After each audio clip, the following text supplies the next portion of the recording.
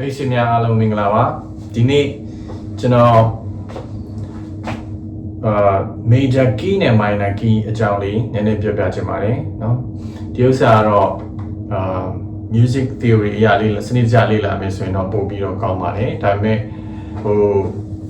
ကျွန်တော်တို့အလွယ်တီးတဲ့နည်းလေးပေါ့เนาะအလွယ်မှတ်တဲ့ဒီရောပေါ်မှာအလွယ်မှတ်တဲ့နည်းလေးကိုပြောပြချင်ပါတယ်เนาะပထမဆုံးအနေနဲ့ကျွန်တော်တို့ A major scale ပေါ့နော် A major scale က A ကျိုးကနေစမယ်လက်ချောင်းအနေနဲ့ကျွန်တော်တို့ open string ပေါ့နော် A open string လွှတ်ကျိုးပေါ့လွှတ်ကျိုးပြီးရင်လက်ညိုးလက်ကလေးလက်သက်ကြွယ်အဲ့ဒီမှာလက်ညိုးလက်ကလေးကခွာထားမယ်နော်ပြီးတော့လက်ကလေးနဲ့လက်သက်ကြွယ်မှာကျွန်တော်တို့ကတ်ထားတယ်ပေါ့နော်ဒီဟာကိုကျွန်တော်တို့ half tone တဝက်ပေါ့နော်တဝက်တန်လို့ခေါ်ပါတယ်အဲ့တဝက်တန်တစ်ခုက A ကျိုးပေါ်မှာရှိမယ်နောက်တစ်ခုက E ကျိုးကလွှတ်ကျိုးတီးမယ်လက်ညှိုးနှိမ့်မယ်လက်ကလေးနှိမ့်မယ်ဒီမှာလည်းလက်ကလေးနဲ့လက်တကြွယ်ကတ်ထားမယ်ဒါကိုကျွန်တော်တို့တဝက်တန်ပေါ့နော် half tone လို့မှတ်ပါတယ်နော်အဲ့ဒါလေးကိုကျွန်တော်တီးပြပါမယ် A လွှတ်ကျိုးတီးမယ်ပြီးရင်လက်ညှိုးနှိပ်ထားမယ်ပြီးရင်ကျွန်တော်တို့လက်ကလေးနှိပ်မယ်နောက်တစ်ခုလက်တကြွယ်နဲ့လက်ကလေးနဲ့ကတ်ထားမယ်နော် E လွှတ်ကြိုးတီးမယ်ပြောတော့ကျွန်တော်လက်ညှိုးလာမယ်လက်ကလေးလာမယ်လက်တကြွယ်နဲ့လက်ကလေးနဲ့ဒီမှာလည်းကတ်ထားမယ်နော်ဒါလေးကိုကျွန်တော်တစ်ဆက်တည်းတီးပြပါမယ်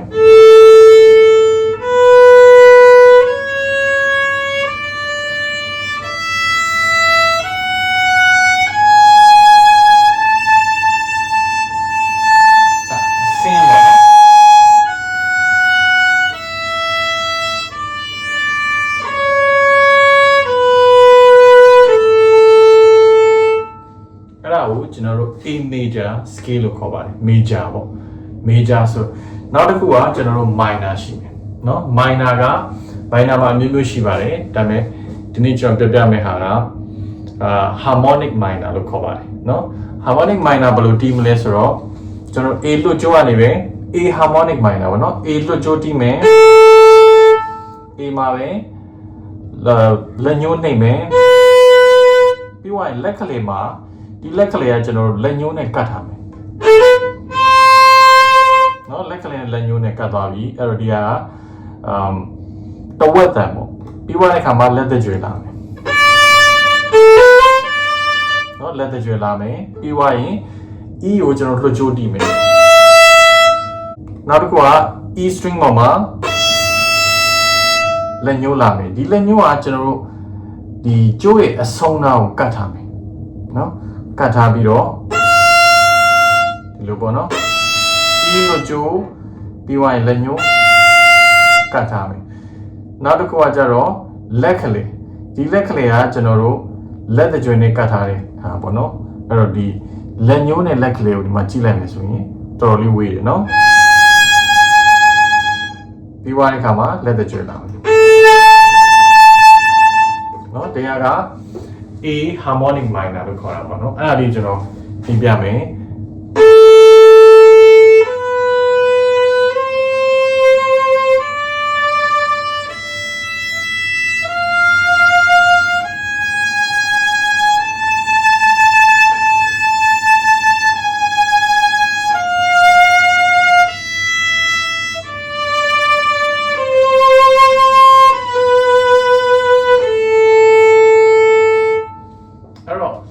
ဒါ major နဲ့ minor ကိုတည်သွားပြီเนาะအဲ့ဒီမှာဘာကွာလဲပေါ့ major နဲ့ minor ဘယ်လိုသုံးမလဲเนาะအဲ့ဒီဟာဒီကိုနည်းနည်းပြပြချင်ပါတယ်အဲ့တော့ကျွန်တော်တို့လူတိုင်းလည်းတီးလို့လွယ်တယ်အားလုံးလည်းတီးတယ်เนาะ beginner အစားပေါ့เนาะကျွန်တော်တို့တီးတယ် twinkle twinkle ပေါ့ twinkle twinkle တခြင်းလေးက A major key နဲ့တီးကြတာเนาะအဲ့တော့ A major key နဲ့တီးကြတဲ့ဟာကိုကျွန်တော်ကဆိုပါလို့ကျွန်တော် A minor နဲ့ပြောင်းတီးမယ်ဆိုလို့ရှိရင်ဒီတခြင်းမဲ့အတန်ပြောင်းတော့เนาะအဲ့ဒါလေးကျွန်တော်နှိုင်းရှင်ပြီးတော့ပြပြပါတယ် A major နဲ့ဒီကတော့ကျွန်တော်တို့ twinkle twinkle ဒီလိုလေးရှိရပေါ့เนาะ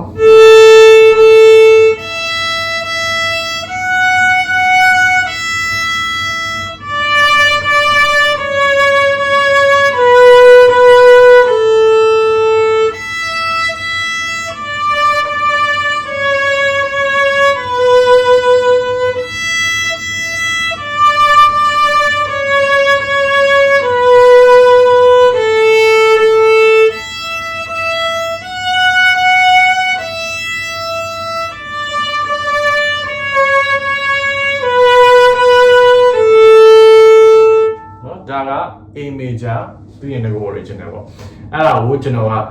A harmonic minor key အနေနဲ့ပြောင်းပြီးတော့တီးကြည့်မယ်เนาะဘယ်လိုအတန်ဖြစ်သွားမလဲလားကြည့်အောင်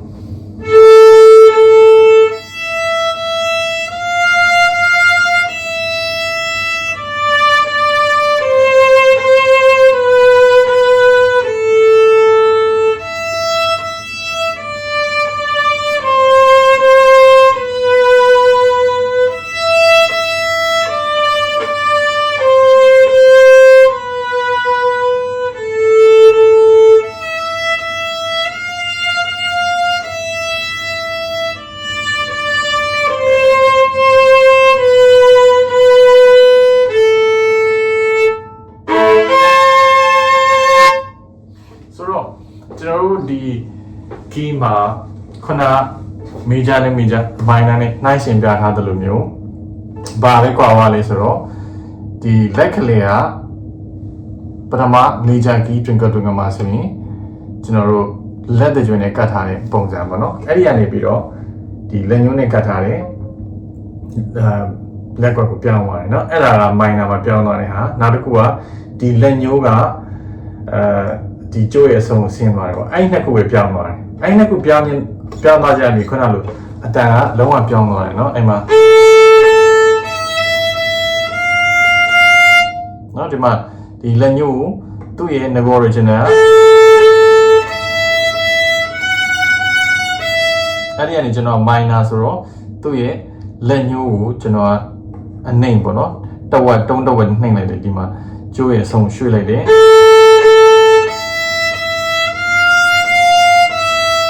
နော်ပြီးသွားတဲ့ခါကျတော့ဒီမှာ nego original ကအဲ့လိုရှိတယ်ဒါပေမဲ့ကျွန်တော် minor ကိုပြောင်းလိုက်တဲ့ခါကျတော့ဒီလက်ကလေးကအောက်ကိုနှိမ့်ချပါမယ်အဲ့တော့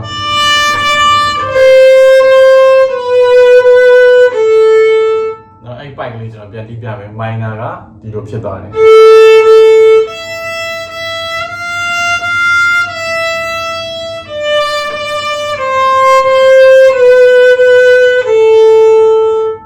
ကျန်တဲ့အပိုက်တွေလေလက်အတူတူပဲเนาะလက်ချောင်းနံပါတ်ချင်းတူတူပဲပေါ့เนาะလက်ချောင်းသုံးတဲ့ဟာအတူတူပဲဒါပေမဲ့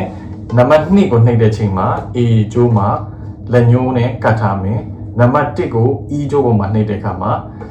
တုံးတဝက်เนาะတဝက်အတန်တဝက်နှိပ်ပြီးတော့တီးတာပေါ့လက်ညှိုးကဒီကျိုးရဲ့အဆုံးသွားမယ်အဲ့လိုတီးလိုက်ရင်ခုန twinkle twinkle လေးကသူက minor တန်လေးဖြစ်သွားတာပေါ့เนาะအဲ့လိုလေးပြောင်းပြီးတီးကြည့်လို့ရပါတယ်ကျေးဇူးတင်ပါတယ်